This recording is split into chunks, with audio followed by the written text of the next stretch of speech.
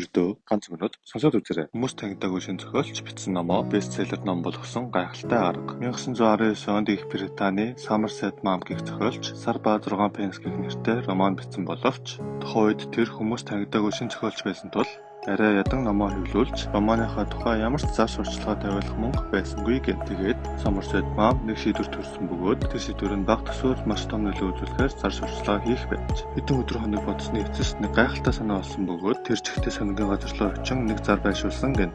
Тэр зарын агуулга нь ийм байж. Надтай гэрлэх эмэгтэй хайж байна. Би дуу болон спорт дуртай, элдэг зөөлөн цантай саятан залуу. Би Somerset Maugham-ын Сар ба 6 пенс дээр гардаг. Эмэгтэй гол дүртэй адилхан хүн хайж байгаа тул өөрийгөө адилхан гэж бодож байгаа хүн холбогдно гэсэн зар байж.